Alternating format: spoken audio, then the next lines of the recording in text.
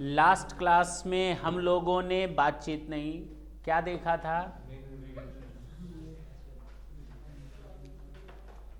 Exemptions, केवल exemptions देखे थे और वो भी कंप्लीट नहीं देखे थे।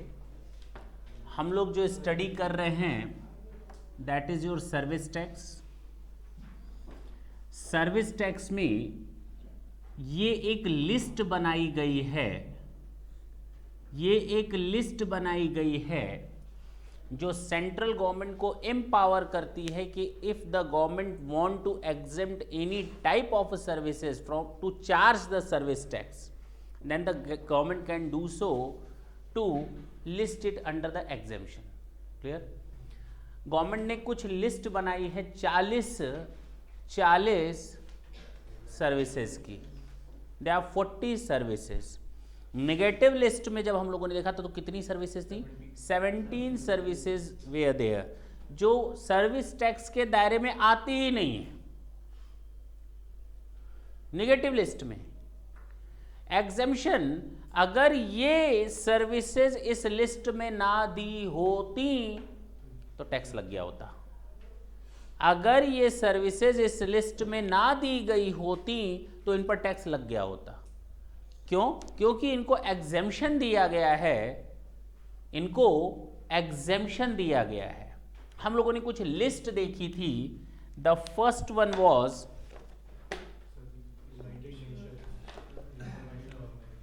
पहला देखा था सर्विसेज टू यूनाइटेड नेशंस और इंटरनेशनल अप्रूव्ड स्पेसिफिक ऑर्गेनाइजेशंस। अगर आप सर्विसेज देते हो यूनाइटेड नेशंस को, ये बता चुके हैं, माफ है।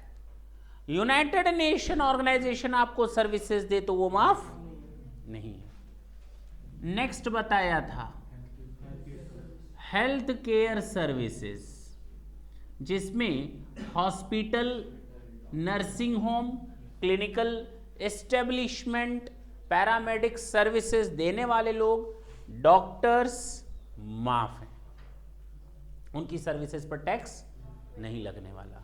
Stem cell banking services, stem cell banking services, जो कॉर्ड होता है उसको नुकसान होने से बचाने के लिए हम आज उसकी एक नई विधि या मेथड यूज कर रहे हैं, स्टेम सेल बैंकिंग सर्विसेज, उसकी भी सर्विसेज माफ हैं। बायोटेक्नोलॉजी वेस्ट ट्रीटमेंट, हाँ या ना?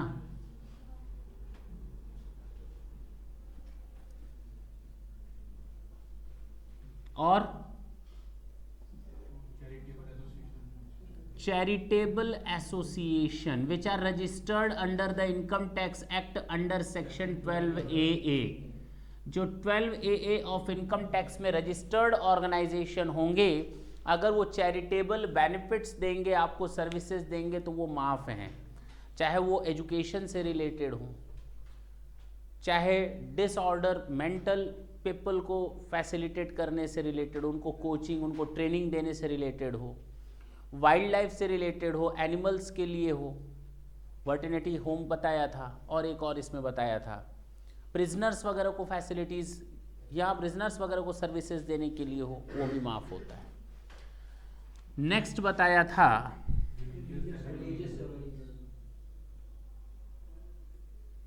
रिलीजियस सेरेमनीज, जो आपके धार्मिक कार्यक्रम होते हैं रिलीजन से रिलेटेड, तो उसको ऑर्गेनाइज करने के लिए जो सर्विसेज दी जाती हैं वो माफ हैं। हाँ, पिलग्रिमेज सर्विसेज,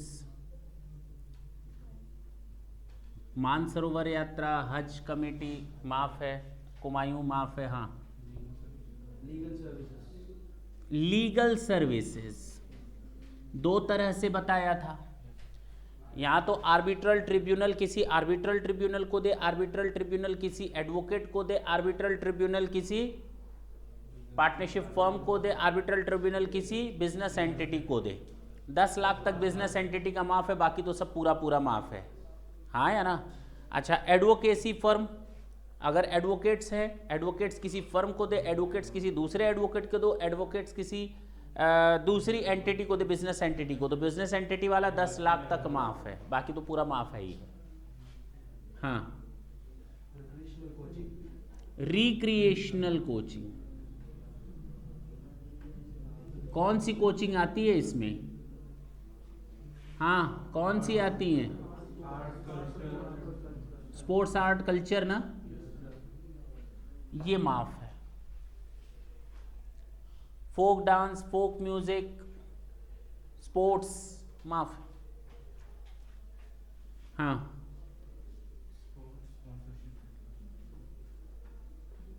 नहीं, स्पोर्ट्स 2 बताए थे, एक स्पोर्ट्स इवेंट्स, एक स्पोर्ट्स स्पॉन्सरशिप। हाँ या ना? हाँ, आर्टिस्टिक परफॉर्मेंस भी बताई थी, और न्यूज़ एजेंसीज बताई थी, और स्किल डेवलपमेंट, और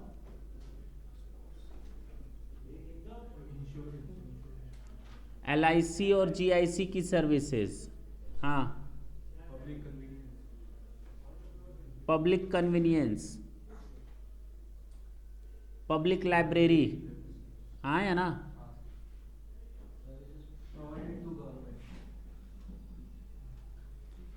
सर्विसेज टू गवर्नमेंट, कौन कौन सी सर्विसेज गवर्नमेंट को आप देते हैं? बताइए, कौन कौन सी सर्विसेज? अरे बताओ ना।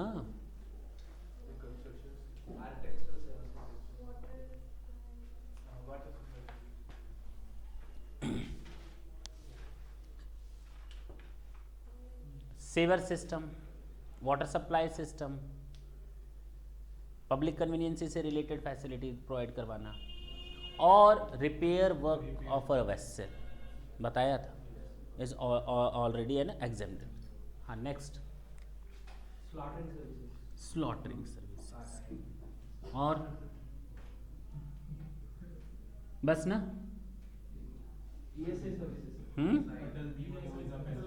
अटल बीमा पेंशन योजना, और कौन सी? ESI सर्विसेज, बस ना? अब तो नहीं होगा कुछ। अब जो बताने जा रहे हैं ढंग से सुनना। ये लिस्ट हम लोगों ने ऑलरेडी देख रखी है, आज इसके आगे हमको चलना है, बात ना करना।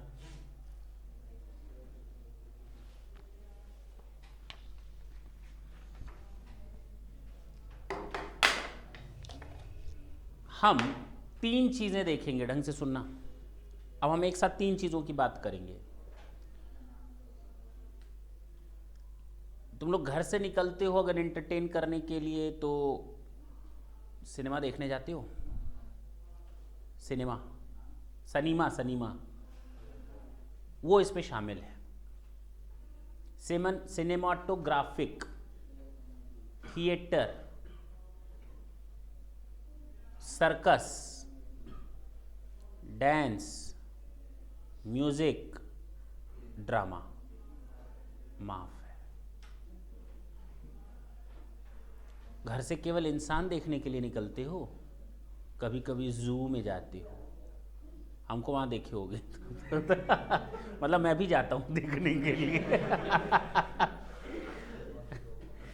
जू में जाते हो, नहीं जाते हो? एक गाना आया था, जू जू जू जू जू, इतनी बार जू हमें समझ में नहीं आया, यशोदा का नंद लाला। तो हाँ, तो जू जाते हो, म्यूजियम जाते हो, नेशनल पार्क जाते हो, टाइगर रिजॉर्ट जाते हो, रिजर्व जो होते हैं जाते हो ना, ये भी माफ है। या तो इंसानों को देखने जाते हो, circus, dance, music, theatre, cinematographic, या फिर जानवरों को देखने जाते हो, ये 2 चीज़ें। तीसरा, कितनी मेहनत लगती है तुमको ये दिखाने में, अगर उनका एग्जीबिशन होता है, एग्जिबिटर्स जो होते हैं, जो शो करते हैं, आओ पिक्चरें देखो, तुम लोग डायरेक्टर्स हो, तुम लोग प्रोड्यूसर हो, आओ मैंने एग्जीबिशन लगा रखी है, जैसे पेंटिंग की एग्जीबिशन लगती है, प्रदर्शनी जिसको कहते हैं, तो सिनेमा की प्रदर्शनी लगाना वो भी क्या है, माफ है। डिस्ट्रीब्यूटर्स के लिए या अपने मेंबर्स के लिए क्या है, ये माफ है। अब बोल सकते हैं 3 पॉइंट्स मैंने बता दिए, एक तो एग्जिबिटर्स अपने डिस्ट्रीब्यूटर्स को या अपने मेंबर्स को शो करे सिनेमाटोग्राफिक, दूसरा सिनेमाटोग्राफिक मूवीज़ को रन करना, theatre, dance, music, circus, drama सब माफ। तीसरा मैंने बताया जू, museum, national park, tiger resort, इस तरह की जितनी चीज़ें हैं वो माफ है। चल सकते हैं, इसको बताएं। तीनों पॉइंट अब हम डिस्कस करते हैं, और जितना बताया उतना ही है, लेकिन 500 रुपये का लोचा आने वाला है। चलें। Services provided by way of exhibition of movie by an exhibitor to the distributor or members are exempt services. तो मैंने क्या देखा, exhibitions,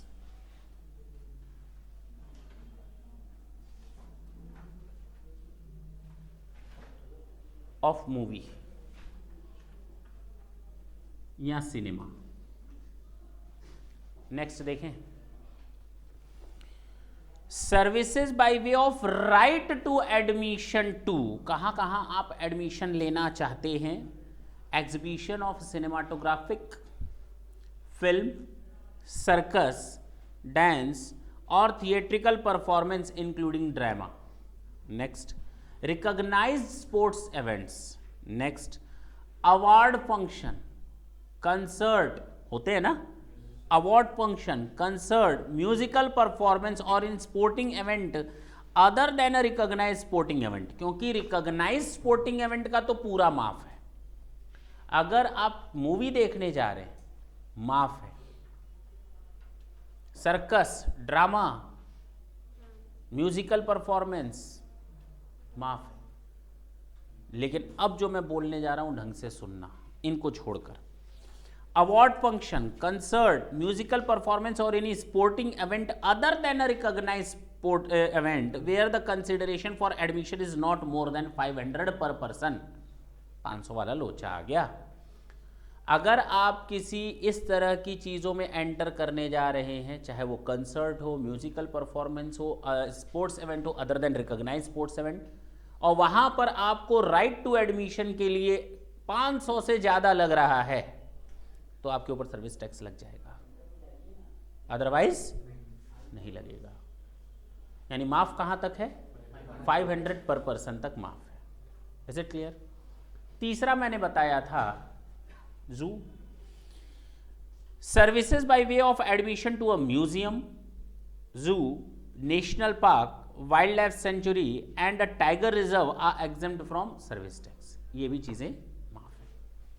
तो 3 चीजें आई, exhibition of movie, movie, drama, dance etcetera, sports recognised, हाँ या ना, इवेंट, और अदर्स के केस में आ जाएगा फी अप टू ₹500 पर पर्सन, माफ है। जू, museum, national park, tiger reserve,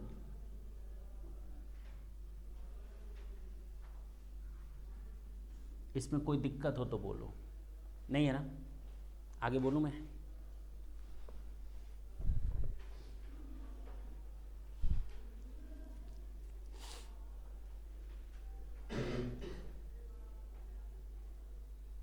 services by way of operator of common effluent treatment plant, common effluent treatment plant, अगर कोई सर्विसेज देता है कॉमन एफ्लुएंट ट्रीटमेंट प्लांट की,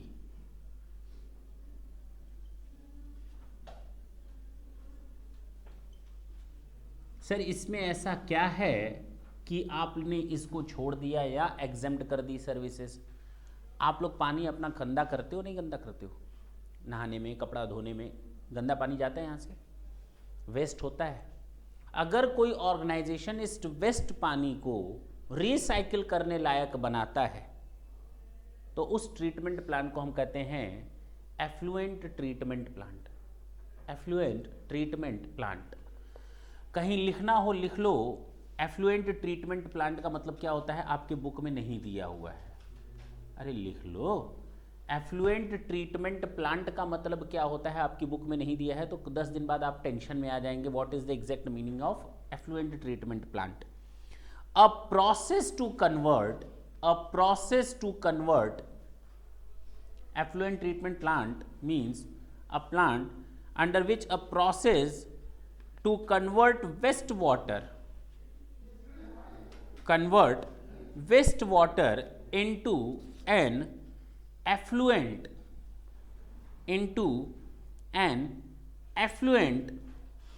that can be returned to water cycle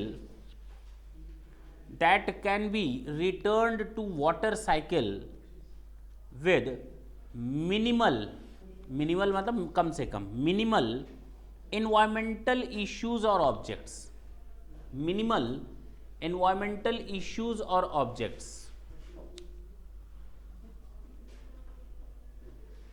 minimal environmental issues और objects। Clear है? तो अब समझ में आया इसका कितना बड़ा इंपॉर्टेंस है। आप जो पानी गंदा करते हो, चाहे समुद्र में जाता है चाहे नदी में जाकर मिल जाता है, अगर हम उसको वहाँ जाने से पहले ही प्योरीफाई या क्लियर कर सकें, जो उसमें ऑब्जेक्ट्स हैं, एनवायरमेंटल इश्यूज या एनवायरमेंटल ऑब्जेक्ट्स हैं, उनको अगर हम क्लियर कर दें या कम कर दें तो उसका बेनिफिट तो पूरी सोसाइटी को है। तो ऐसी सर्विसेज देने वाले जो कॉमन एफ्लुएंट ट्रीटमेंट प्लांट लगाते हैं, those services are exempt. Is it clear? इसमें तो अब कोई दिक्कत नहीं आएगी, आगे चल सकते हैं। अब 2 सर्विसेज फिर याद रखना जो अब मैं बोलने जा रहा हूं, और दोनों कुछ ना कुछ एक दूसरे से मैच करेंगी। दोनों एक दूसरे से, मैंने बोला कि अभी हमको एक बार पूरी लिस्ट तैयार होने दो, उसके बाद एक गाना गा देंगे, उस गाने में आपकी सारी सर्विसेज कवर हो जाएंगी। पक्की बात है ना?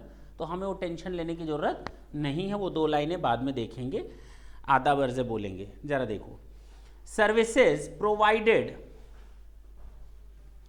Bye way of loading, unloading, packing, storage और वेयरहाउस।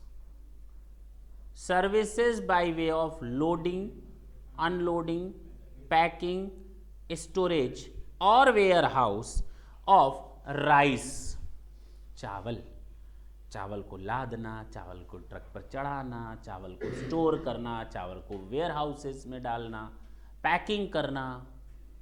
माफ।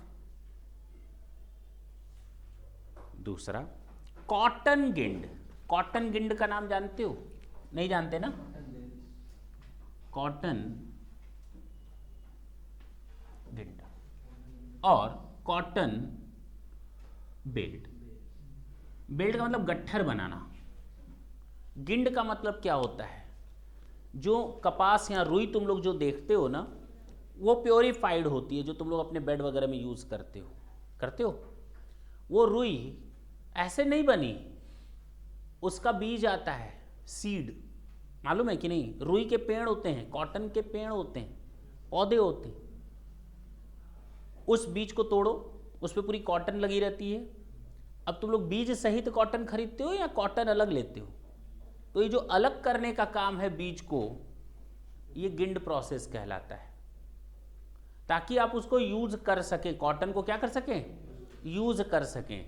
लिखना हो लिख लो, कॉटन गिंड। कहीं पर इसके मतलब को लिख लो, cotton गिंड।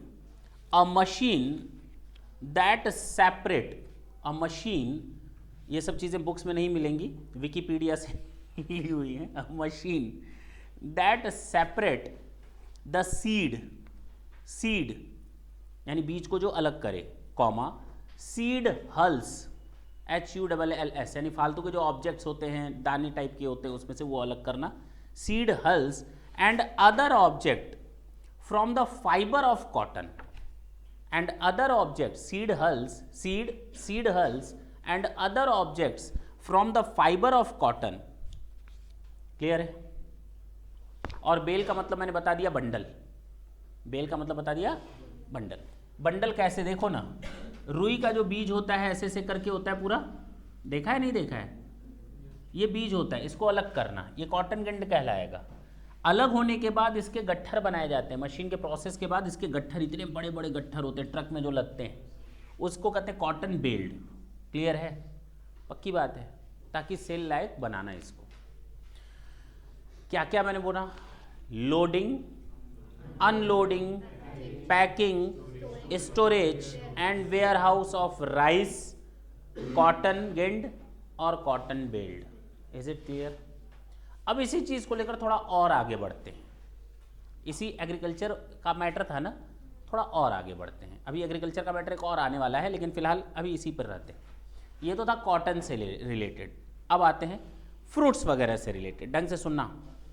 Services by way of pre conditioning, services by way of pre conditioning, pre cooling, ripening, waxing, retail packing, labeling of fruits and vegetable which do not change or alter the essential characteristic of said fruit or vegetables are exempt from the service tax। हम एक दिन news देख रहे थे, discovery देख रहे थे, तो उसमें बताया जा रहा था कि आप सेब खाते हो ना, जो देखते हो बड़ा चमकीला होता है, लाल लाल होता है, दिखता है ना, लिखा रहता है अमेरिका का है, फलानी जगह का है, लिखा रहता है ना। बेसिकली वो ऐसा कुछ है नहीं नॉर्मली, उसमें दिखाया गया बकायदा, उसने ऐसे चाकू लिया, छुरी, और उसको रगड़ा ऊपर से, जब रब किया तो उसमें से पूरी वैक्स निकली, और वो इंडियन सेब, और उसको कहा कौन सा फ़र्क है, मतलब उसको चमकाया गया था, पॉलिशिंग की गई थी ऊपर से वैक्स लगाकर। Waxing is a good thing, क्योंकि आप प्रोटेक्ट करते हो चीज़ों को खराब होने से, लेकिन एक्स्ट्रा प्रोटेक्ट यानी कि इतना ज़्यादा लगा देना कि उसका जो हार्मफुल हो जाए, तो वो गलत है। तो उसमें बताया गया जो भी हो। फिलहाल रिपनिंग का मतलब क्या होता है, पहले कहीं लिख लो। रिपनिंग का मतलब क्या होता है, कहीं लिख लो। ये है रिपनिंग, RIPENING। रिपनिंग मीन्स, कहीं लिख लो पहले, process by which, ripening means process by which fruits attains, fruit attains यानी फ्रूट को मिल जाता है, क्या मिलता है जरा ढंग से देखो, fruits attains desirable flavour, desirable flavour. करेला लेने जाओ, आज मिर्च लेने जाओ, जो मिर्च होती है हरी मिर्च, कलर्ड की हुई होती है, देखते हो मिर्च रखी है बड़ी बेकार लगी, बगल में एकदम हरी हरी, मन करता है तुरंत खा जाओ, वो कलर्ड होती है बेसिकली। कैसे पता चलता है ये कलर्ड है या नॉन कलर्ड है, पता कर सकते हो, आराम से पता चल जाएगा, बता देते हैं अभी सब लिख। ये डंडी होती है, ये मिर्च होती है, ये ग्रीन होगी, ये तो ग्रीन नहीं ना हो सकता, ये तो ब्लैकिश टाइप का होता है, अगर ये भी ग्रीन है तो समझ लो कलर किया हुआ है। समझ गए? चलें आगे, आगे देखो। Process by which fruit attains desirable flavour, desirable flavour, colour, quality etcetera, इसको हम कहते हैं रिपनिंग। फिर से मैं पढ़ूं उस सेंटेंस को। Services by way of pre conditioning, pre cooling, pre conditioning, pre cooling, ripening, waxing, retail packing, labelling of fruits and vegetables. ठीक है ना? लेबलिंग और पैकेजिंग दोनों चीजें शामिल हैं, और fruits and vegetable which do not change, जिससे चेंज ना हो, क्या, और alter the essential characteristic of fruits और vegetables are exempt from service tax. कुल मिलाकर मैंने 2 चीजें बताई फ्रूट्स पर, 3 चीजें मैंने यहां पर बताई थी। तुम लोग घर से निकलते हो मूवी देखने के लिए, यानी इंसान देखने के लिए, circus, drama, music performance, theatre, माफ है। तुम लोग घर से निकलते हो जानवर देखने के लिए, जू, नेशनल पार्क, टाइगर रिजर्व, माफ है। हाँ, जो ये सब दिखाने का काम करता है, सिनेमाटोग्राफिक एग्जीबिटर जो होता है वो अपने डिस्ट्रीब्यूटर वगैरह को शो करता है, उसकी भी ये सर्विसेज क्या होती हैं, एग्जीबिशन की, एग्जीबिशंस की माफ होती हैं, एग्जीबिशंस की माफ होती हैं। यहाँ तक किसी को कोई दिक्कत हो तो बोल सकते हो, लिख दें ये दोनों पॉइंट।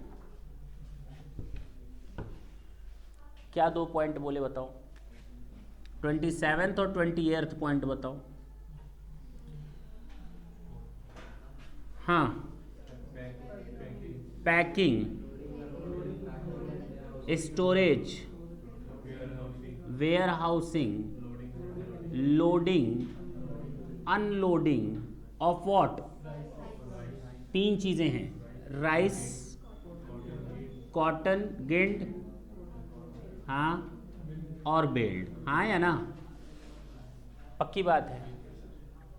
28th बताया फ्रूट्स और वेजिटेबल्स का,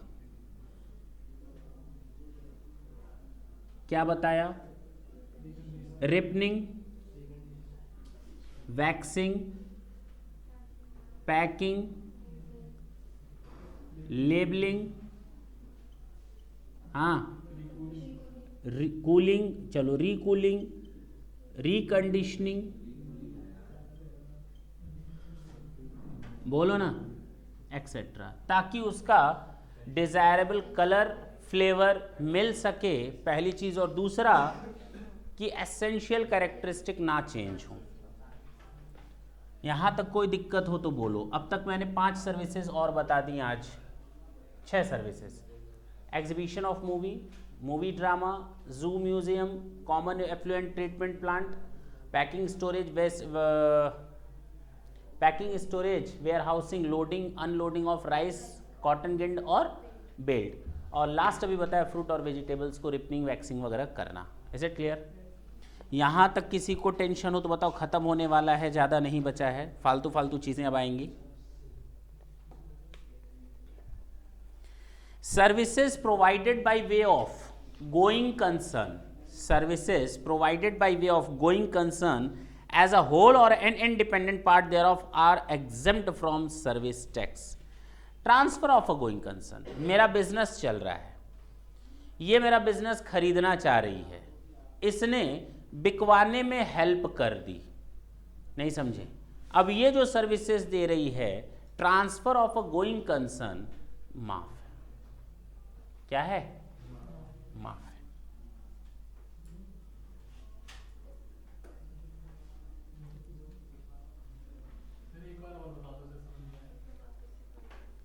एक बार और, हमें अपना बिजनेस नहीं, बिजनेस इसको ट्रांसफर करना है, ये खरीदना चाहती है, ये खरीदवा दे रही है उसको, और इसने जो सर्विसेज दी हैं हमको या इसको ट्रांसफर कराने में, all those services are exempt as a going concern. बंद कराने के लिए बिजनेस नहीं ट्रांसफर हो रहा, एज सच रन कराने के लिए बिजनेस ट्रांसफर हो रहा है।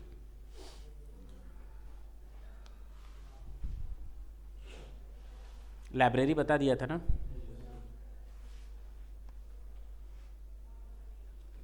अब आते हैं जॉब वर्क पर, आते हैं, खत्म हो गया है लगभग, केवल transportation of goods and passenger बचा था, जॉब वर्क बचा है, बाकी हम लोग का टाटा और बाय बाय हो जाएगा इन सर्विसेज से, ठीक है ना? क्या है जरा ढंग से देखो। अभी तक हमने एग्रीकल्चर की बात की, फिर से हम एग्रीकल्चर के पॉइंट पर आ रहे हैं, लेकिन ढंग से सुनना, इसमें इटसेल्फ 3 पॉइंट शामिल होंगे जॉब वर्क पे। किस पे? जॉब वर्क में 3 पॉइंट शामिल होंगे। जरा देखो किस तरह का जॉब वर्क, जो जॉब वर्कर की सर्विसेज प्रोवाइड करते हैं ना, उनकी कुछ सर्विसेज माफ हैं। जॉब वर्कर काम क्या करते हैं? मुझे इस पेन को पैक करवाना है, I don't have such type of machine which packs it, हाँ या ना? मैं आपके कारखाने में, you are not a labour, you are not a labor, you are itself a person who runs its own business, but you will work for me as a jobber. मैं आपको अपना पेन पैक करने के लिए भेजूंगा, आप pen pack करके वापस मेरे पास भेजोगे, बीच में आप क्या लोगे? अपना रिमनरेशन या कमीशन या अमाउंट एज अ बिजनेसमैन। लेकिन carrying out an intermediate production process as job work in relation to agriculture, printing और textile processing। सुन लो, तो जॉबर वो का पर्सन होता है जिसका अपना सामान नहीं होता, वो सामान केवल लेता है और कुछ प्रोसेस करके वापस कर देता है, और बीच में क्या लेता है? अपना पैसा। पक्की बात है। 3 चीजों का जॉब वर्क पूरी तरह से माफ होता है। एग्रीकल्चर,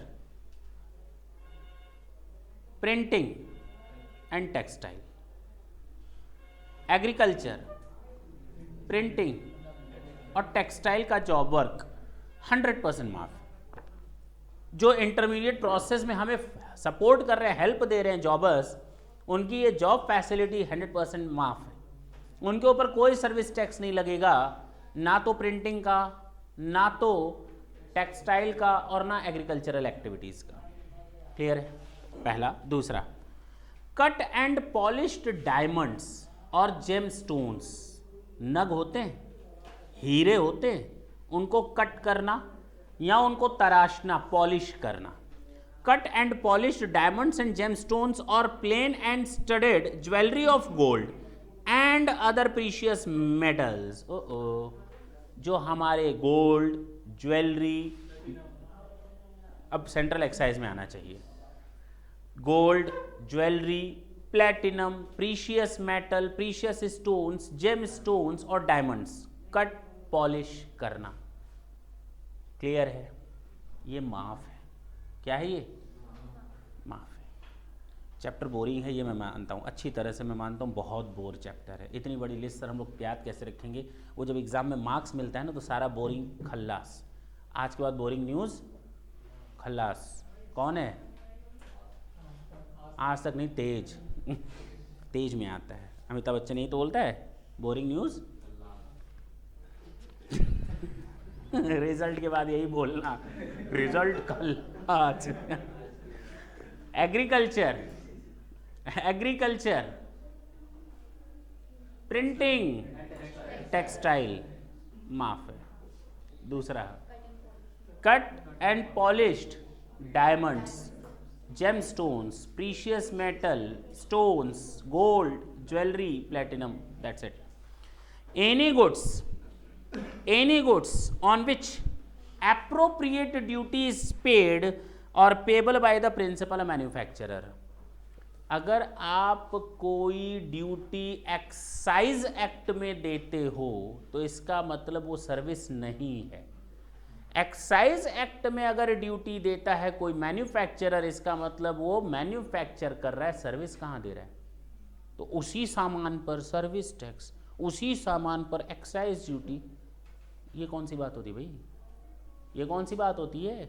और मैं यहाँ सारी चीज़ों की बात नहीं कर रहा, मैं उन जॉबर्स की बात कर रहा हूँ जो सर्विसेज प्रोवाइड करते हैं। तो सर अगर कोई मैन्युफैक्चरर है तो सर्विस टैक्स के दायरे में ही नहीं आएगा। सर्विसेज में से एक्सक्लूड कर दिया गया था in the very beginning. Services doesn't include.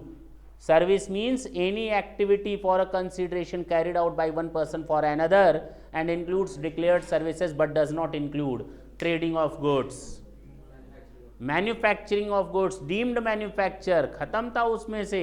तो जब मैन्युफैक्चरर को वहाँ से हटा ही दिया गया तो आज क्यों यहाँ लाए हो? यहाँ मैन्युफैक्चरर की बात नहीं कर रहे, यहाँ हम जॉबर्स की बात कर रहे हैं जो जॉब वर्क देने का काम करते हैं। अगर उस जॉब वर्क को के ऊपर एक्साइज एक्ट के हिसाब से ड्यूटी लग जाती है बेटा, तब तो सोचना भी मत कि उसकी सर्विस टैक्स में सर्विसेज आएंगी दायरे में। अब क्लियर हुआ? पक्की बात है। कन्फ्यूज़न दूर, कन्फ्यूज़न दूर कि अभी है। अरे भाई, सर्विस टैक्स में मैन्युफैक्चरर आता ही नहीं। हम यहाँ मैन्युफैक्चरर की बात नहीं कर रहे, उस मैन्युफैक्चरर को सपोर्ट करने वाले बंदे की बात कर रहे हैं जो जॉब वर्क देता है। अब अगर वो जॉब वर्क देने वाला प्रिंटिंग, टेक्सटाइल और एग्रीकल्चरल एक्टिविटीज में शामिल है तब तो आंख बंद करके माफ है।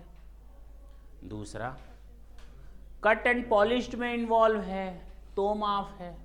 लेकिन अगर इन दोनों में नहीं आता और एक्साइज ड्यूटी देता है तो भैया तुम सर्विस टैक्स में तो हो ही नहीं ना।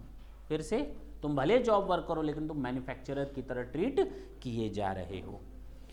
Processes of electroplating, zinc plating, anodizing, heat treatment, powder coating, painting including spray painting or auto black during the course of manufacture of parts of cycle or sewing machine up to an aggregate value of taxable services of specified process of rupees 150 lakh फलाना और ढिमाका, वो अभी हम नहीं करने जा रहे हैं। ये जान लो जो स्विंग मशीन होती है, सिलाई मशीन, जो हमारा साइकिल होता है, बात कर लो, जो हमारी साइकिल्स होती हैं, जो हमारी सिलाई मशीन होती हैं, इनको मोल्ड करना, इनको उस शेप में ले आना, कलरिंग करना, पेंटिंग करना, स्प्रे करना, सब माफ है। क्लियर है? Process of electroplating, zinc plating, anodising, heat treatment, powder coating, painting including spray painting, इतना सर मत करवाइए, हो गया, ये याद रहेगा। अभी तक मैंने जॉब वर्क में 3 चीज़ें बताई। पहला बताया agricultural activities, printing and textile माफ़ है, कट एंड पॉलिश्ड माफ़ है। लास्ट मैंने बताया तीसरा मैन्युफैक्चरर की तरह ट्रीट करेंगे तो माफ़ है, और लास्ट मैंने बताया प्लेटिंग और जिंक पाउडर वगैरह की चीज़ें आ जाएंगी साइकिल और स्विंग मशीन पर। हाँ या ना?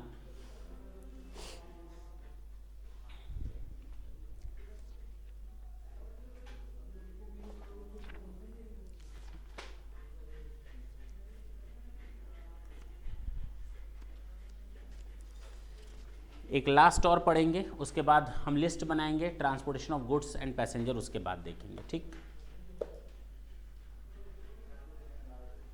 यहाँ तक की सर्विसेज में कोई दिक्कत नहीं। कंफ्यूजन 100% होगा निगेटिव लिस्ट में, एग्जेम्पशन लिस्ट में होता है। Services by an unincorporated body और a non profit entity registered under any law as a trade union. Trade union की सर्विसेज पूरी तरह माफ है। ट्रेड यूनियन की सर्विसेज माफ है। हड़ताल तालाबंदी जो करवाते हैं ना, हम लीडर हैं, क्यों? वो लेबर यूनियन होता है, हम ट्रेड यूनियन की बात कर रहे हैं। ट्रेड यूनियन की सर्विसेज माफ है। For the provision of carrying out any activity which is exempt from the levy of service tax और अप टू, अगर कोई ऑर्गेनाइजेशन ट्रेड यूनियन की तरह रजिस्टर्ड है और अपने मेंबर्स को सर्विसेज देता है, या फिर 5,000 पर मंथ मेंबर्स से लेकर के उनको सामान बेचता है, सर्विसेज देने का काम करता है, तो वो भी माफ है। अगर कोई ट्रेड यूनियन अपने मेंबर्स को कोई सर्विसेज देगा, माफ है। और या फिर up to an amount of 5,000 per month per member for sourcing of goods or services from a third person for the common use of the members of a housing society or a residential complexes, वो माफ है। Society है, उसके सारे members होते हैं, member society के members, उसका कोई हेड होगा, चेयरमैन, सेक्रेटरी, 5,000 पर मंथ तक चार्ज किया अपने मेंबर्स से, और उनके लिए कोई कॉमन पूल में चीज़ ले आ रहा है ताकि उसका फैसिलिटी सब लोग यूज़ कर सके, चाहे प्रोडक्ट हो चाहे सर्विसेज हो, वो माफ है। That's it. अब हम बताने जा रहे हैं आपको, एग्रीकल्चरल का बता दिया था, नहीं बताया था? ट्रांसपोर्टेशन ऑफ गुड्स और पैसेंजर बचा हुआ है ना, बस।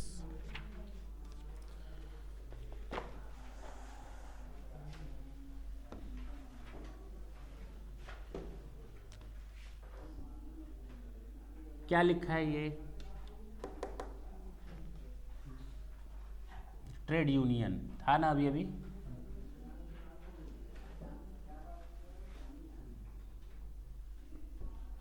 न्यूज़ एजेंसी दिख रहा है? नहीं दिख रहा। क्या बना? तूने।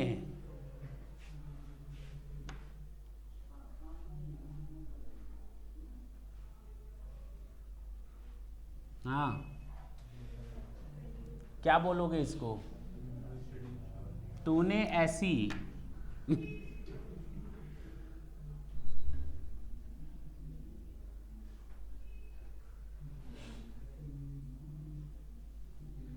गीली हाँ भाई, नहीं समझ में आया? इसका मतलब है trade union, news agencies, employ state insurance, general insurance, life insurance, legal services, health services कहाँ पर हैं? और हेल्थ के साथ तुम लोग बाकी चीज़ें भी याद रख लोगे। स्टेम सेल बैंकिंग अपने आप याद आएगा, और बायोमेडिकल वेस्ट ट्रीटमेंट, हाँ या ना? कवर हो गए, नहीं कवर हो गए हेल्थ के साथ?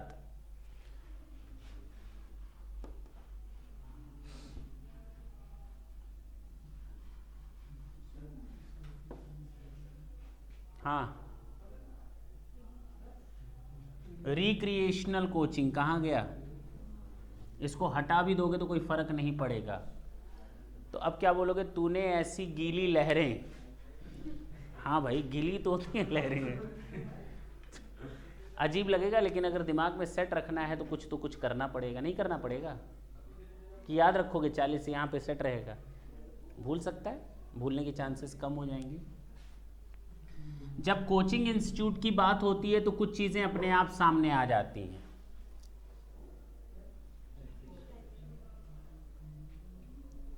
बाद में बात करते हैं।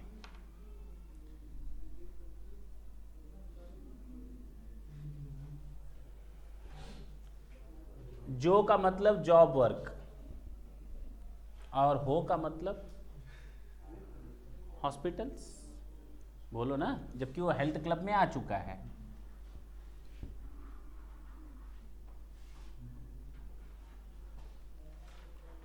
जियो का मतलब गवर्नमेंट सर्विसेज प्रोवाइडेड टू, नहीं लिखा था ना मैंने?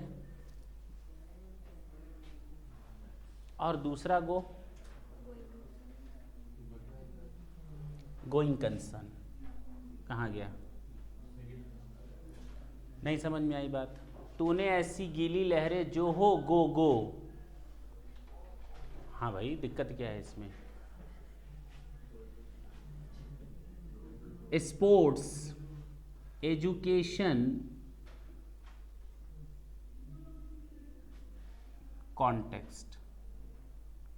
अब आते हैं स्पोर्ट्स और स्पोर्ट्स इवेंट्स, दो चीजें थी, स्पॉन्सरशिप, एजुकेशन, बोलो एजुकेशन में क्या क्या आया था तुम लोग का? नहीं। और स्किल डेवलपमेंट कहाँ पर लिखा है? और नहीं है ना? बस कॉन्टेक्स्ट में कन्वीनियंसी, पब्लिक कन्वीनियंस, और इसमें तुम लोग की आ जाएगी लाइब्रेरी। क्या आ जाएगी? अलग से, ये भी खत्म हो गया। एक्स का मतलब एग्जीबिशंस, 3 एग्जीबिशंस हैं, हाँ या ना? लिख लोगे या हम लिखें? अभी देते हैं तुम लोग को लिखने के लिए। इसके अलावा ब्रोकर शायद मैं भूल गया बताना, स्लॉटरिंग सर्विसेज, ब्रोकरेज सर्विसेज, और जो इस साल नए आए हैं, इस साल जो नए आए हैं, पहला, दूसरा, तीसरा, और एक छूट गया, ए, ठीक है ना? एक और छूटा है, इसको कर देना ऐसी, लिख लो इसको और हमें बताओ क्या क्या मतलब निकला। टीयू का मतलब ट्रेड यूनियन, एनई का मतलब न्यूज एजेंसीज, ऐसी ए का मतलब आर्टिस्टिक परफॉर्मेंस, ए का मतलब Atal pension Yojana, ESI employ stock insurance, general insurance, life insurance, LE मतलब लीगल सर्विसेज, एचई का मतलब हेल्थ सर्विसेज, आरई का मतलब रिक्रिएशनल कोचिंग, और आरई का मतलब एक और है रिलीजियस ट्रस्ट, हाँ या ना? 2 बार लिखना है आरई, रिलीजियस ट्रस्ट। और जब रिलीजियस ट्रस्ट की बात होगी तो उस समय हमने एक और बात की थी, रिलीजियस सेरेमनी, चैरिटेबल एसोसिएशन अपने आप उसमें शामिल हो जाएगा। पिलग्रिमेज सर्विस अपने आप आ जाएगी। देखो एक आरी लिखने से 3 आरी कंप्लीट हो गए। नहीं समझ में आई बात? अच्छा, ए का मतलब 3 है, अटल पेंशन योजना, आर्टिस्टिक परफॉर्मेंस और एग्रीकल्चर। एग्रीकल्चर में तुम लोग के ये नए वाले कवर हो जाएंगे जो मैंने आज बताए। बोलो ना, तीनों चीज़ें कवर हो गई, ए में तीनों चीज़ें कवर हो गई। तो बचा क्या? HE health, recreational, religious, job work. Job work में तीनों आ गई थी, printing, textile and agriculture job work में, कट एंड पॉलिश्ड, और तीसरा मैन्युफैक्चर जो होगा, और लास्ट था प्लेटेड और जिंक हो, hospitals, go, government, go, going concern, sports, education and context. Clear है ना? इसके अलावा जो हम लोगों ने नहीं देखा वो था transportation of goods, transportation of passenger, और जो नए 1-2 और बच गए हैं, कॉमन एफ्लुएंट ट्रीटमेंट प्लांट, बस यही बचा। स्लॉटरिंग, सब ब्रोकर, मैक्सिमम आपके कवर हो गए। नोट कर लें और उसके बाद हमको बताएं क्या सीखा, क्या खोया, जल्दी बताएं। तो इसमें केवल एक 2 लाइन का गाना आया, तूने ऐसी गीली लहरें जो हो, go go, sports, education, context, slaughtering और ब्रोकर। बात खत्म। समझ में आई बात? सारी चीज़ें एक दूसरे से इसमें कनेक्ट कर लेना। एक्स जो आया था वो एग्जीबिशन से रिलेटेड था, तो एग्जीबिशन में 3 चीज़ें आ जाएंगी तुम लोग का, हाँ या ना? कॉन्टेक्स्ट में तुम्हारा call services provided to college, वो आ जाएगा। टी का मतलब transportation of goods and passengers आएगा। केवल कॉन्टेक्स्ट वर्ड में तुम लोगों के 6 सर्विसेज आ गई। नहीं समझे? तो अब याद करना हुआ और भी आसान। भगवान से मनाओ, एक क्वेश्चन दे दे लिखे कि list down all the exempted services, तो तुम लोग केवल 2 लाइन मत लिख कर आना, तोड़ तोड़ कर लिखना। ए को 3 पार्ट में तोड़ना, अटल पेंशन योजना, एग्रीकल्चर, तो एग्रीकल्चर में तुम लोग को बाकी चीज़ें दिमाग में आ जानी चाहिए। जॉब वर्क का आ जाएगा, वेजिटेबल एंड फ्रूट्स का आ जाएगा ना ये सब, और ए का मतलब आर्टिस्टिक परफॉर्मेंस भी आ जाएंगी। क्लियर है? याद रहेगा ये सब।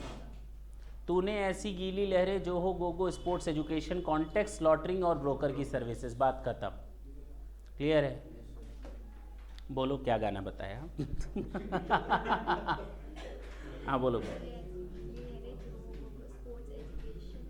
कॉन्टेक्स्ट, बहुत। हाँ बोल अमित।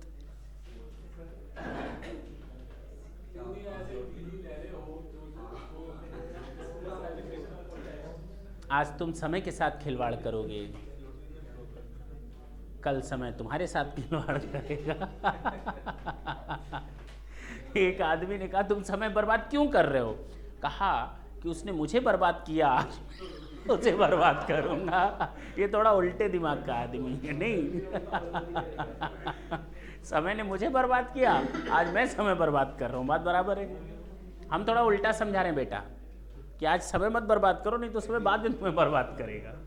हाँ बोल, फिर बोलो। बोलती बंद। हाँ बोलो, तुम ही बोलो।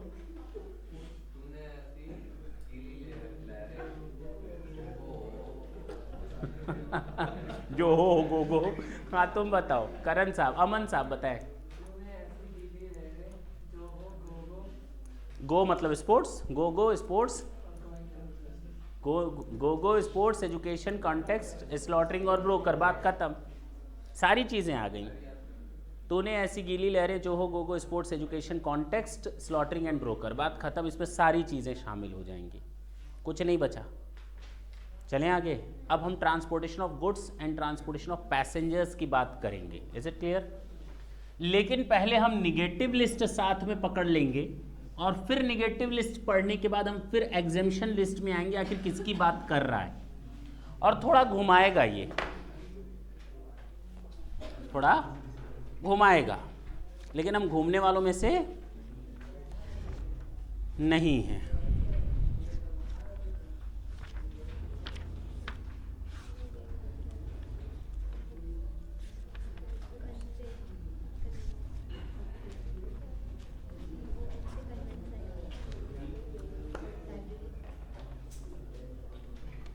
देखें इधर, देख लें इधर, ट्रांसपोर्टेशन ऑफ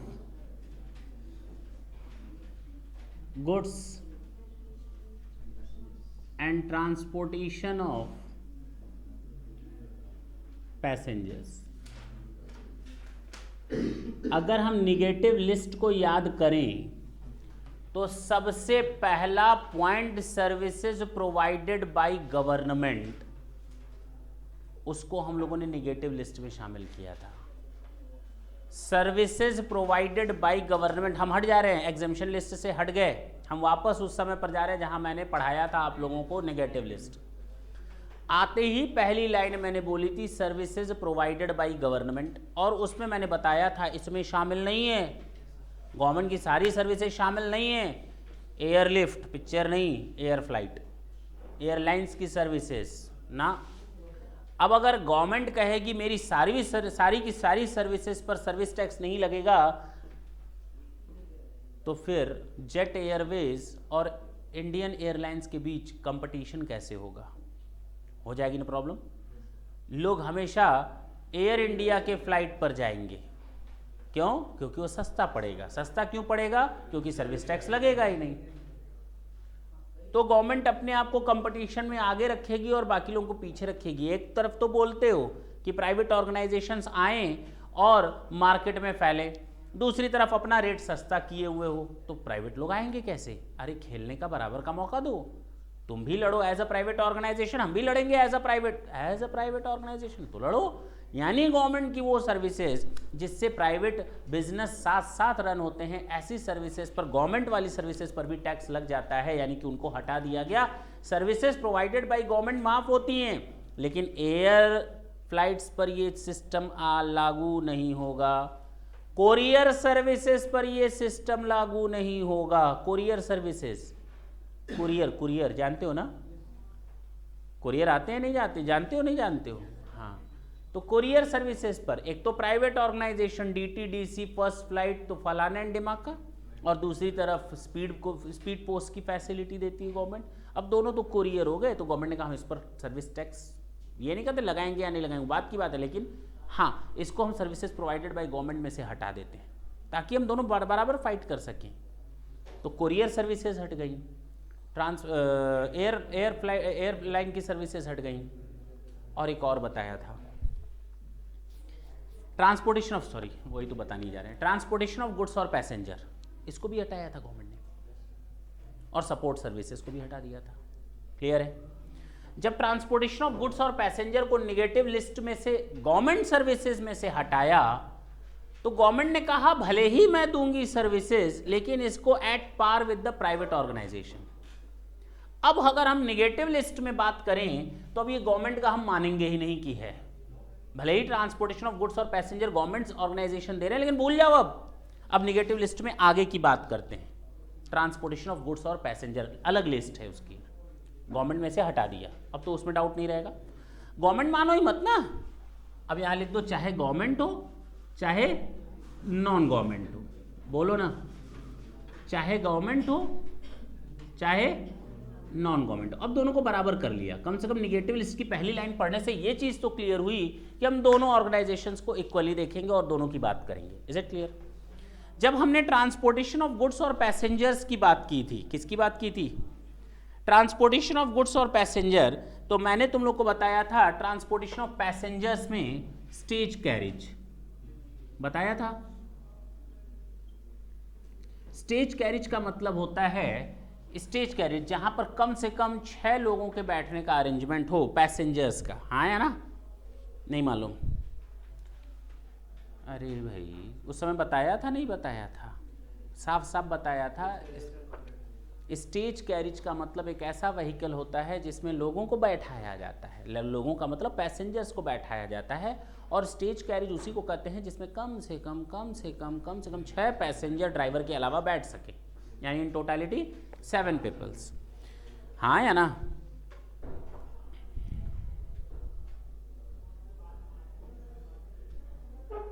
बोलो, इसमें तो कोई दिक्कत नहीं थी। Transportation of passenger by railway, passengers किस में बैठते हैं? रेलवे, ये भी माफ है, लेकिन माफ नहीं है नॉट एसी और एसी कहो या फर्स्ट क्लास कहो, चलो एसी और फर्स्ट क्लास दोनों चीज़ें शामिल हैं, ठीक है ना। एसी कोच हो, फर्स्ट क्लास कोच हो, सेकंड क्लास हो, एसी हो, शामिल हो जाएगा। अच्छा, एसी और फर्स्ट क्लास में हमारा क्या नहीं लगेगा, टैक्स लग जाएगा, लेकिन नॉर्मल में, जनरल में, स्लीपर में, नॉन एसी कोच में टैक्स नहीं लगेगा, हाँ या ना।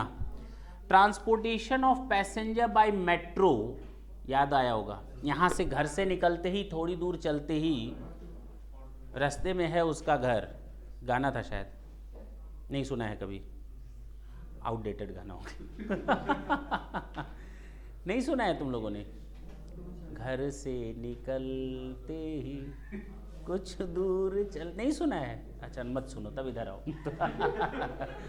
तो घर से निकलते कुछ दूर चलते मेट्रो मिली नहीं, पहले तो ऑटो रिक्शा मिलेगा, ऑटो रिक्शा को कहेंगे मेट्रो तक छोड़ दो, चाहे अब मीटर्ड कैब मिल जाए चाहे ऑटो रिक्शा मिल जाए, दोनों माफ़ है। अब वो भाई साहब उतरते समय सर्विस टैक्स का पैसा लाओ, अरे नहीं देंगे, माफ़ है। मेट्रो पर चढ़े, माफ़ है। सी जो इनलैंड वाटरवेज होते हैं वो माफ़ हैं, बोलो ना। पब्लिक ट्रांसपोर्ट पर गए वो माफ़ है, बस माफ़ है, यानी इतनी चीज़ें माफ़ है। Transportation of passenger by metro, monorail और ट्रामवे, मेट्रो, मोनोरेल और ट्रामवे, बोलते क्यों नहीं, हाँ या ना। अच्छा, transportation of passenger by inland waterways,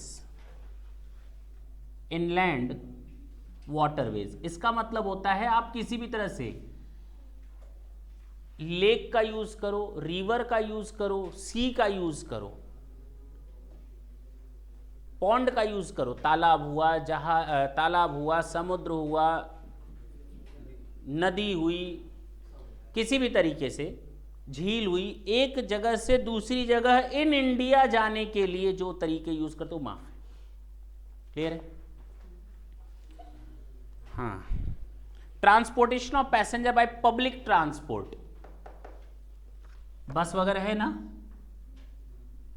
public transport, और इस पे मैंने बताया था अदर देन टूरिज्म पर्पसेस, कौन वाला, वेसल के केस में,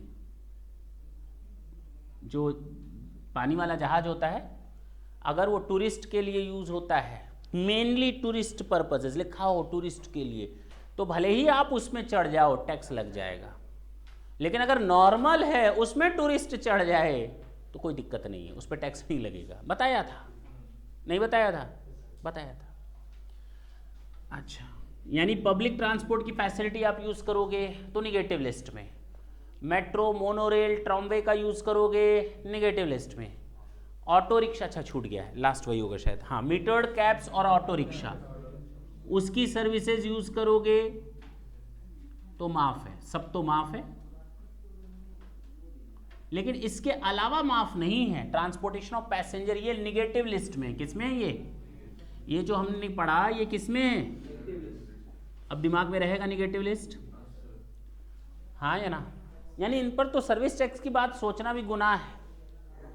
आगे देखते हैं, transportation of goods, transportation of goods माफ है, लेकिन गुड्स ट्रांसपोर्ट एजेंसी और कुरियर एजेंसी माफ नहीं है, all in negative list accept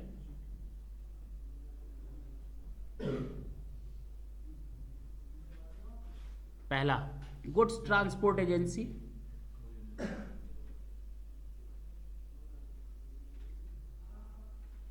और कुरियर एजेंसी,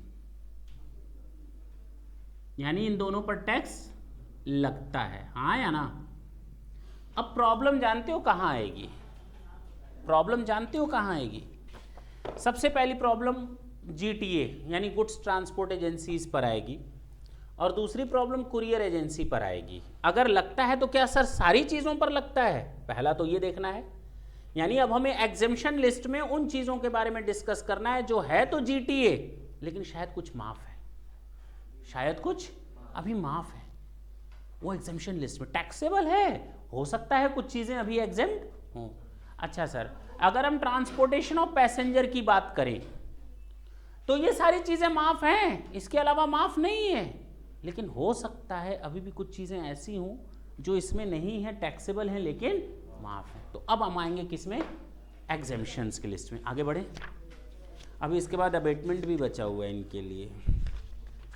हाँ, तो अब हम बात करेंगे transportation of goods and passenger की एग्जेम्पशन लिस्ट की। सुन लो, अगर हम बात करें transportation of goods by road, rail और वेसल, यानी सारी बात हो गई, पब्लिक ट्रांसपोर्टेशन ऑफ गुड्स की बात हो रही है सब तरीकों से। अच्छा, transportation of the following goods by rail और vessel is exempt from tax. सुन लेना, अब हम एग्जेम्पशंस की बात कर रहे हैं। अगर कोई सामान आप बाय रेल ले जा रहे हो या बाय वेसल ले जा रहे हो, सोचो ना कितनी बड़ी बात बोल रहा है, कितनी बड़ी बात बोल रहा है। ये नहीं जहाज बहुत बड़ा है बात बड़ी है, कौन सी बात बड़ी है, जहाज बड़ा नहीं है। क्या बड़ी बात बोल रहा है, दोनों केस में अगर आप रेलवे इक्विपमेंट ले जा रहे हो, सोचो रेलवे को नहीं ढो रही, समुद्री जहाज उसको ढो रहा है, रेलवे इक्विपमेंट, वो एग्जेम्पशन है। रेलवे अपने इक्विपमेंट ले जाए, वेसल रेलवे के इक्विपमेंट ले जाए, वो एग्जेम्पशंस में आएगा। अरे बोलते क्यों नहीं, हाँ या ना, ठीक है ना, इसमें तो कोई दो राय नहीं। Transportation of the following goods in goods carriage by a goods transport agency is exempt from tax. ओ अभी तो आपने यहाँ बोला था कि टैक्स लगता है लेकिन गुड्स ट्रांसपोर्ट एजेंसी माफ है इन केसेस में। अगर यहां नहीं होता तो पूरा टैक्स लग जाता। टैक्स लगता है लेकिन माफ है, टैक्स लगता है लेकिन माफ है। कौन कौन सी चीजें हैं, देखो कॉमन सेंस की चीजें। Goods where gross amount charge, यानी गुड्स ट्रांसपोर्ट एजेंसी हमसे पैसा मांग रही है for the transportation of goods on a consignment transported in a single goods carriage does not exceed 1500। जितना भी सामान मैंने उसको दिया और सबका भाड़ा मिलाकर 1500 रुपए तक है। सिंगल कंसाइनमेंट क्या है, सिंगल कंसाइनमेंट अप टू, अब बात समझ में आई, अप टू ₹1500। अगर सिंगल कंसाइनमेंट 1500 रुपए तक है तो माफ है। दूसरा, goods where gross amount charge for transportation of all such goods for a single consignee does not exceed 750।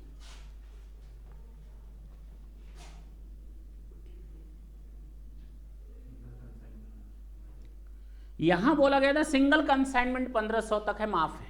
अब चाहे एक ही आदमी को क्यों ना हो, एक ही आदमी को क्यों ना हो, माफ है। लेकिन 700 के 10 दे दें, 7000 होते हैं तो भी माफ है। यानी एक आदमी के पीछे 750 का अधिक नहीं होना चाहिए। सिंगल कंसाइनी अप टू ₹, बात समझ में आई। और ये दोनों और में है, दोनों में से कोई एक चीज। अच्छा, इसके अलावा ढंग से सुनना, हम यहाँ गुड्स ट्रांसपोर्ट एजेंसी की बात कर रहे हैं क्योंकि रेलवे का हिसाब किताब हो चुका है। कह रहा है एग्रीकल्चरल प्रोड्यूस को एक जगह से दूसरी जगह ले जाओ, माफ है। Transportation of the following goods by rail, vessel और गुड्स कैरिजेस इज एग्जेम्प्ट। अगर एग्रीकल्चरल प्रोड्यूस है तो एग्रीकल्चर पर टैक्स लगाओगे, एग्रीकल्चरल प्रोड्यूस पर टैक्स लगाओगे, सर्विस टैक्स लगाओगे, पहले से ही माफ है। नेगेटिव लिस्ट में भी देख लिया हम लोगों ने। दूसरी चीज़ें सपोर्ट सर्विसेज, जॉब वर्क में भी देख लिया। जब सब माफ है तो उनको सर्विस प्रोवाइड करने वाले भी तो माफ होंगे। तो एग्रीकल्चरल प्रोड्यूस से रिलेटेड ट्रांसपोर्टेशन माफ है, चाहे वो रेल से जाए, चाहे वेसल से जाए, किसी भी ट्रांसपोर्ट मीडियम से जाए, माफ है। दूसरा, milk, salt and food grains, food grains जिसमें शामिल हैं फ्लोर्स, पल्सेस एंड राइस, माफ है। याद करना, थोड़ी टेढ़ी खीर हो रहा है। अभी बेटा ये कहानी यहीं ख़त्म नहीं होगी। मैंने तुम लोग को पहले ही कहा था कि ट्रांसपोर्टेशन ऑफ गुड्स और पैसेंजर्स ब्लड प्रेशर हाई कर देता है किसी का भी, इसीलिए बड़े इत्मीनान से हम पढ़ा भी रहे। वो तो गाना अब तैयार हो गया तो उसकी टेंशन ख़त्म हो गई। इसकी टेंशन सब पर भारी रहती है, एक अकेला सब पर भारी, यानी पूरे निगेटिव लिस्ट और एग्जामिशन लिस्ट और अबेटमेंट लिस्ट में सबसे ज़्यादा अगर कोई टेंशन देता है दो चीज़ें, transportation of goods and transportation of passenger. तो पहले तो ये समझ लो निगेटिव लिस्ट में से हमने क्या क्या हटाना है। निगेटिव लिस्ट में पहले तो गवर्नमेंट और नॉन गवर्नमेंट को बराबर कर दो, यानी गवर्नमेंट की लिस्ट में से हटा दो। और उसके बाद ट्रांसपोर्टेशन ऑफ गुड्स में मैंने बताया था कि सारे माफ हैं जीटीए और कुरियर एजेंसी को छोड़ करके, हाँ या ना, यानी जीटीए और कुरियर एजेंसी पर टैक्स लगता है, उसी को हम नीचे देख रहे हैं एग्जम्पशन में क्या क्या है। बाकी हम लोगों ने बात की थी पैसेंजर की, तो पैसेंजर का तो देखो ना, घर से निकलते ही कुछ दूर चलते ही ऑटो रिक्शा और मीटर कैब पकड़ा, उसके बाद पब्लिक ट्रांसपोर्ट पकड़ा, बस पकड़ा, मेट्रो, मोनोरेल, ट्रामवे पकड़ा, रेलवे को यूज़ किया first class AC, first class और एसी कंपार्टमेंट को छोड़ करके, और या फिर वेसल को पकड़ा हमने इनलैंड वाटरवेज के लिए। सारे माफ थे, क्या दिक्कत थी, सब खत्म हो गया वही निगेटिव लिस्ट। अब हम आते हैं एग्जामिशंस की लिस्ट में। किसमें? एग्जामिशन में सबसे पहले बोला कि रेलवे का सामान रेलवे ढोए, रेलवे का सामान वेसल ढोए, माफ है, हाँ या ना? अरे बोल। इसके अलावा मैंने बोला goods transport agency single consignee को अगर आप 750 या टोटल ट्रांसपोर्टेशन आप टोटल कंसाइनमेंट 1500 से अधिक का नहीं है तो माफ है। यहाँ तक क्या दिक्कत आई? यानी ये टैक्स लग जाएगा, एग्जामिशन एक लिमिट तक है इसके ऊपर का टैक्स। लेकिन अगर कहीं बाढ़ आई हुई हो, क्या आ गई है, भूकंप आ गया, और वहां पर हम डिजास्टर सर्विसेज प्रोवाइड करवा रहे हैं, रिलीफ कैंप को हम सर्विसेज दे रहे हैं, तो क्या वहां टैक्स लगाओगे? अब चलें आगे। क्या क्या एग्रीकल्चरल प्रोड्यूस पर टैक्स लगा दोगे? नहीं ना। अच्छा, डिफेंस को अगर कोई सर्विसेज दे रहे हैं तो वहाँ टैक्स लगा दोगे? नहीं ना। अब हम उन्हीं की बात कर रहे हैं, बस इतना समझ लो। इनको एग्जामिशन दिया गया, क्या दिया गया है, क्या क्या है? एग्रीकल्चरल प्रोड्यूस, चाहे आप रेल से ले जाओ, वेसल से ले जाओ, किसी भी पब्लिक ट्रांसपोर्ट से ले जाओ, किसी भी गुड्स ट्रांसपोर्ट एजेंसी से ले जाओ, सब माफ है। Milk, salt and food grains, सोचो ना, एग्रीकल्चर में ही तो फूड ग्रेन्स आएगा, पल्सेस, राइस एग्रीकल्चर में ही आ जाएगा, लेकिन मिल्क भी आएगा ये नहीं मालूम था, सॉल्ट भी आएगा ये नहीं मालूम था। नमक खाए हो दूध में मिलाकर, केमिकल फर्टिलाइजर, केमिकल फर्टिलाइजर, अरे खाद, urea, oil cakes and organic manure जो हमारे एग्रीकल्चर में यूज होते हैं। न्यूज़पेपर और मैगजीन हटा दिया गया यहां से। जब हम लोगों ने सीएसटी वगैरह पढ़ा था तो उसमें से भी हटा दिया गया था न्यूज़पेपर, याद होगा। और आज यहाँ से सर्विस टैक्स से भी हटाया गया, और मैंने ये वर्ड वहाँ पर बोला था, यही सेम वर्ड मैंने वहाँ पर बोला था कि आज तुम लोग यहाँ से हटा रहे हो न्यूज़पेपर को, कल वहाँ से भी हटाओगे, और आज वो हटा रहे हो तुम लोग। वर्ड यही मैंने बोला था, नहीं याद है, भूल जाते हो। Relief material, relief material meant for victims of natural और man made disaster, calamities, accidents और मिशअप। डिफेंस और मिलिट्री इक्विपमेंट, कॉटन, गिंड और बेल्ट। बोलने की जरूरत नहीं है, चलें आगे। यानी ये सारी चीजें कौन कौन सी, चाहे वो रेल से हो, चाहे वेसल से हो, चाहे जीटीए एक्सेट्रा हो, हाँ या ना, हमें यही समझ में आया ये माफ होते हैं।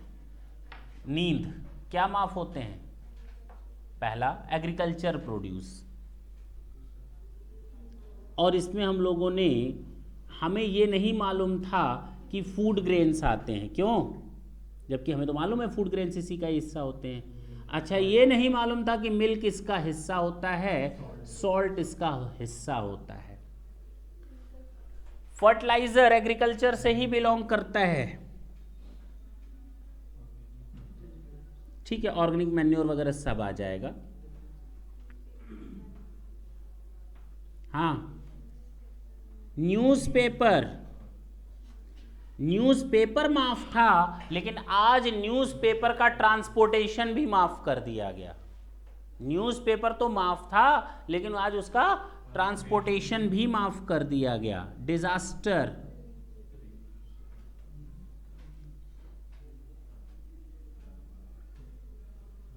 लास्ट एक डिफेंस, और एक और बताया था कॉटन।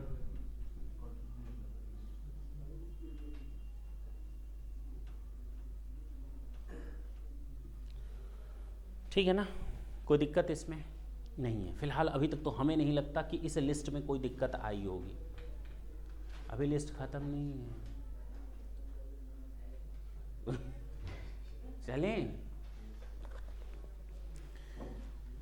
पैसेंजर ट्रांसपोर्टेशन सर्विस ये खत्म। अब किसकी बात खत्म करेंगे?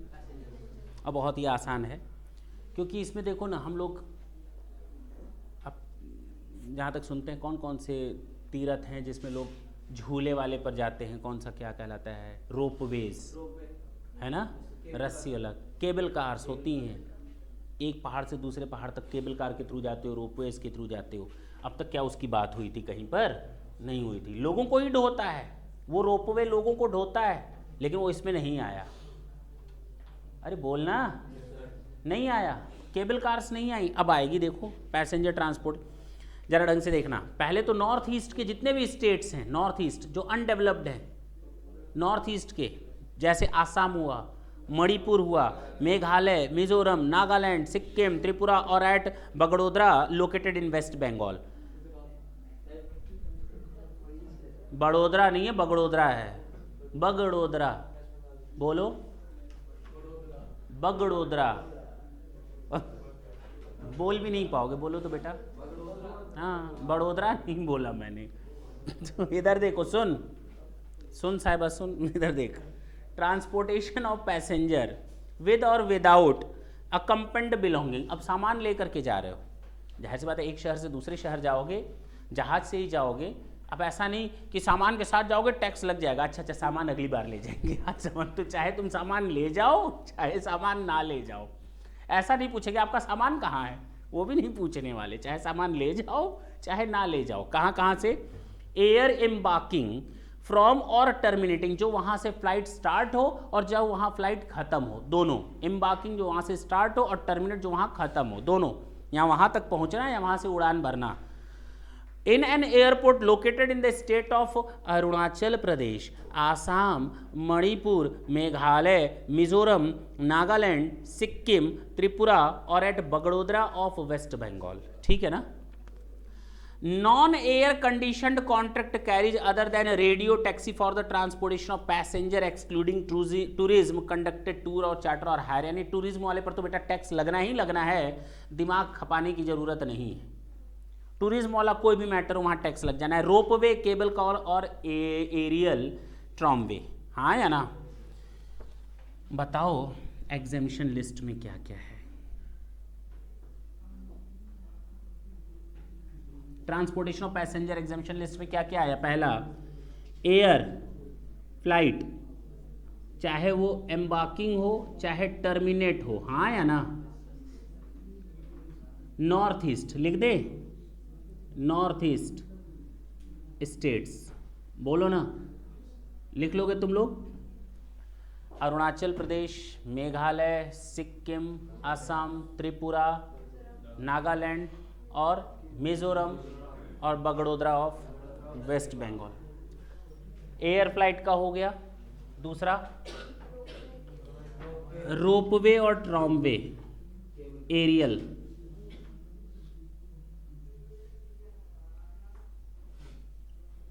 Aerial cable car. और लास्ट, टूरिज्म पर्पस छोड़ दो, छोड़ दो इसको, बाकी सब ठीक है। टूरिज्म पर्पस होगा तो इतना कॉमन सेंस है तुम लोग को। तो तुम लोगों ने आज केवल यही किया है, अभी हम लोगों ने अबेटमेंट नहीं की है। अबेटमेंट ये दिमाग में रहेगा इतना, कसम से सबसे इंपॉर्टेंट टॉपिक था ये। पूरे नेगेटिव लिस्ट और एग्जेम्पशन लिस्ट में अगर कोई रूल आएगा तो अकेला यही रूल आता है। अभी अबेटमेंट बाकी हैं। टाटा बोलें? अरे बोलना, क्या और समझना चाहते हो, मज़ा लेना चाहते हो आज? थैंक यू बच्चों।